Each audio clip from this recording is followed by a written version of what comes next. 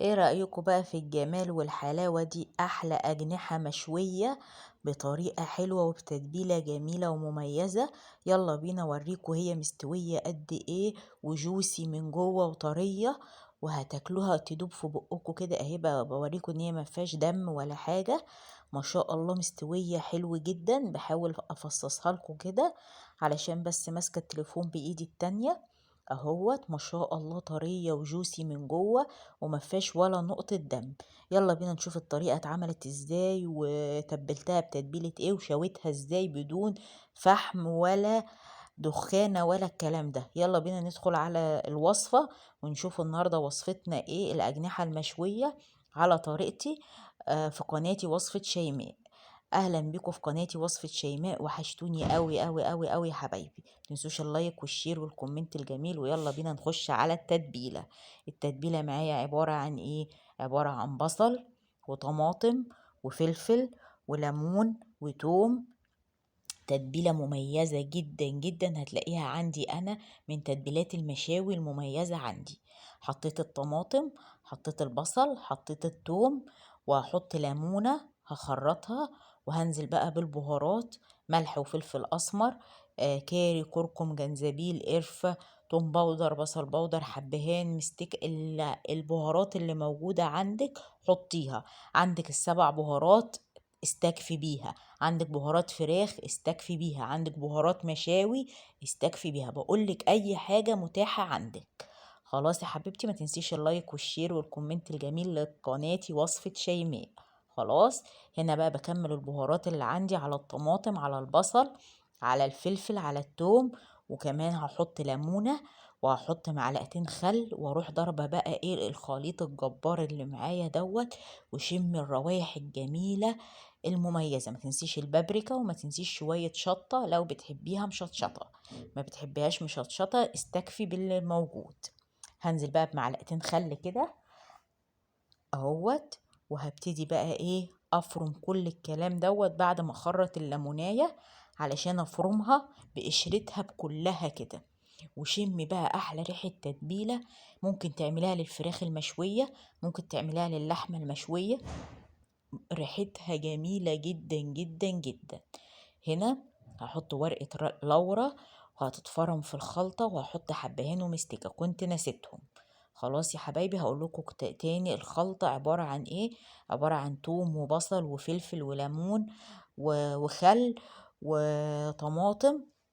والبهارات اللي موجودة عندك اي بهارات انت بتحبيها حطيها. بهارات مشاوي، بهارات اللي انت بتحبيها. حطيت معلقة خل، حطيت ليمونة بقشرتها.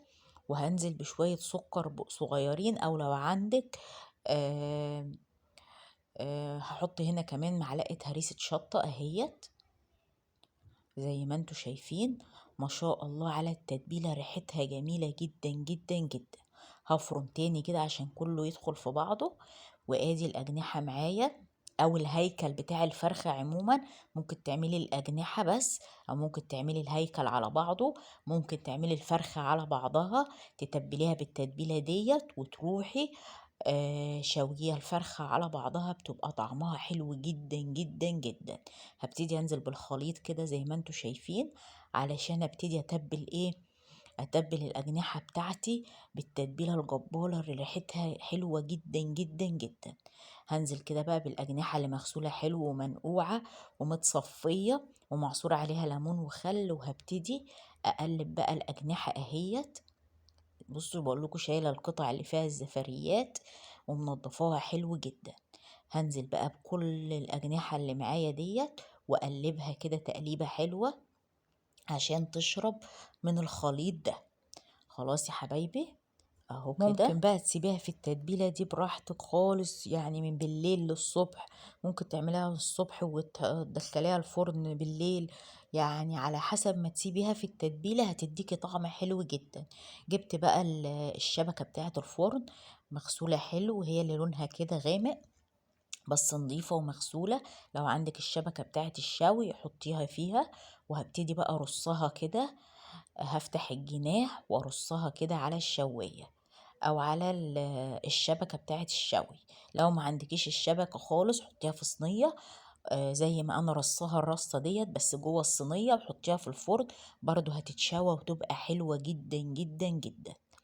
أهو كده يا حبايبي هابتدي بقى أرص الأجنحة كلّها، وكمان حاطة معاها الرقبة هتتشوى معاها، فهارصها كده مش هاحط حاجة فوق حاجة علشان تستوي وتاخد اللون الشوي اللي هو لون التحميرة بتاعة الشوي دي، ما تحطيش حاجة فوق حاجة.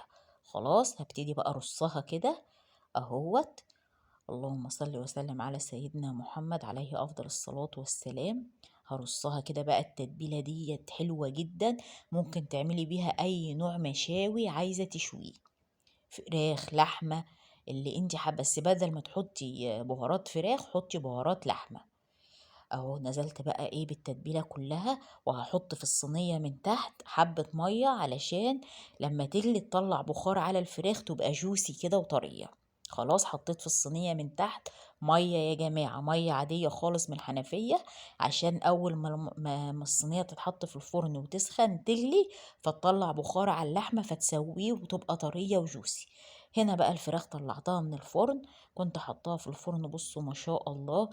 قدمت معاها خيار وطماطم كده، ما شاء الله حلوة جدا وجوسي وطرية من جوه، ما فيهاش دم ولا الكلام ده، مستوية 100%. ما تقوليش ان هي علشان على الشبكة مش هتستوي، لا مستوية، وبص لحمها ابيض ازاي وطري من جوه، جوسي كده وطرية مش ناشفة، لا فيها العصارة بتاعتها. بصوا ما فيهاش ولا نقطة دم، بحاول كده افتحها لكم كلها علشان تعرفوا ان هي ما فيهاش ولا نقطة دم. رشيت عليها رشة بقدونس كده. ودي كانت وصفتي النهاردة، الأجنحة المشوية بدون فحم بدون دخان، بدون ما يكون عندك شبكة بتاعة الشوي، طلعت شبكة الفرن عادي واستعملتها، يعني ممكن تعملي بأي حاجة متاحة عندك. يا رب تكون وصفتي عجبتكم.